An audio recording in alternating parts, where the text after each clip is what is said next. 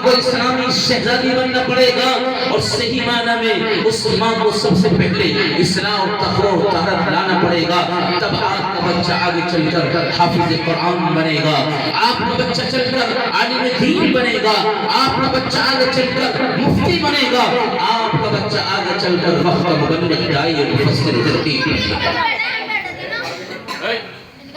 آج اگر ہمارے بچے بد چلن،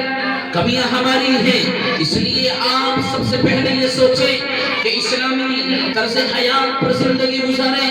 اسلامی طور و طریقے پر زندگی گزاریں، اور اپنے آپ کو ہمیشہ اسلام کی دہلیز پر رکھ کر اپنے اندر عفت لائیں، اپنے اندر حیا لائیں، اپنی زبان کو صحیح کریں، تمہارا کردار صحیح ہونا چاہیے، اخلاق صحیح ہونا چاہیے۔ آپ کو اچھی طرح سے یہ بات ذہن میں رکھنی ہوگی کہ ہمارے اس زمانے میں اور اس سے پہلے جو گزرا ہوا زمانہ، جو بڑوں کا کبھی اسلاف کا زمانہ گزرا ہے، آپ ذرا عورتوں کی تاریخ کو دیکھیں، اللہ رب العزت والجلال نے ان کو کیسا نوازا۔ اگر آپ کے ذہنوں میں یہ بات ہے کہ ولی تو مرد بنے گا، ایک عالم دین تو مرد بنے گا، ایک مفتی تو مرد بنے گا، تو یہ آپ کی سوچ غلط ہے۔ جہاں ایک مرد ولی بن سکتا ہے، ایک عورت بھی ولی کامل بن سکتی ہے۔ جہاں ایک مرد عالم بن سکتا ہے، وہیں عورت بھی عالم بن سکتی ہے۔ شرط یہ ہے کہ مجاہدہ آپ کے اندر ہونا چاہیے۔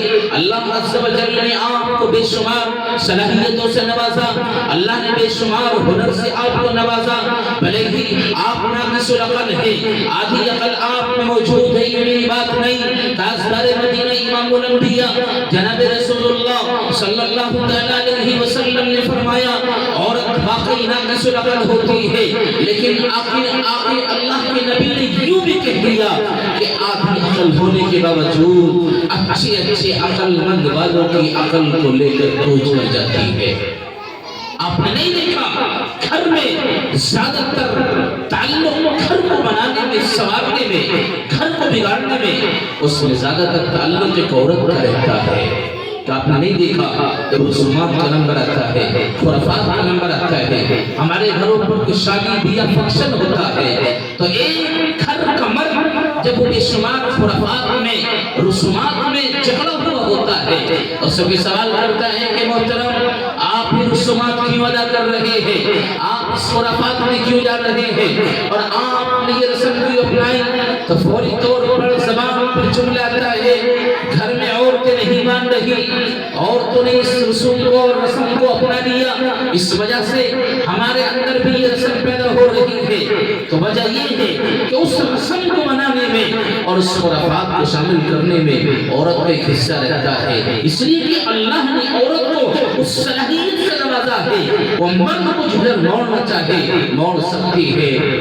مرد سے ضد کر کے وہ جب غلط کام کر سکتی ہے، اور وہ عورت اس مرد سے کہہ کر کے جب وہ رسومات اور خرافات میں شامل کر سکتی ہے، تو پھر کیوں نہیں آپ اچھائی کے لیے ضد کر سکتی ہے، کیوں نہیں پھر آپ اپنے شوہر کو صحیح راستے پہ لا سکتی ہیں۔ اگر ہمارے گھروں میں آج مرد حضرات وہ تعلیم سے ناشنا ہے، آج اگر ہمارے گھروں میں وہ مرد حضرات ان کے اندر اصلاح اور کردار اور اخلاق نہیں ہے، تو اس کی بھی بنیاد آپ ہے۔ جب آپ رسومات میں شامل کرا سکتی ہے، خرافات میں شامل کرا سکتی ہے، تو صحیح معنی میں ضد کر کے آپ اپنے گھر کے مرد حضرات کو صحیح راستے پر بھی لا سکتی ہے۔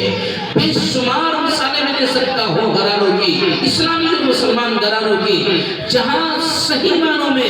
مرد حضرات کی زندگیاں تبدیل ہوئی ہیں، اس ایک عورت کی بنیاد پر۔ اللہ نے آپ کو ذریعہ بنایا ہے، سبب بنایا ہے، یقینی طور پر آپ ایک مرد کو سدھارنے میں اور آپ ایک مرد کو صحیح راستے پر لانے پر کردار ادا کر سکتی ہیں۔ بہت ساری مثالیں ایسی موجود ہیں، لیکن وہ اسی وقت ہو سکتا ہے جب آپ پہلے دیندار بنے، پہلے آپ تقویٰ اور طہارت کے مالک بنے، اصلاح آپ کے اندر سب سے پہلی ہونی چاہیے۔ اگر آپ صحیح معنی میں آپ اسلامی شہزادی ہیں اور آپ پردے کا خیال رکھنے والی ہے، عفت آپ کے دامن میں موجود ہے، حیا آپ کے دامن میں موجود ہے، بے پردہ رہنا پسند نہیں کرتی ہے، پردے کا خیال رکھتی ہے، تو آپ کے گھر کا ماحول اچھا بنتا چلا جائے گا، اور آپ کے ذریعے سے نسل سدھرتے چلی جائیں گی.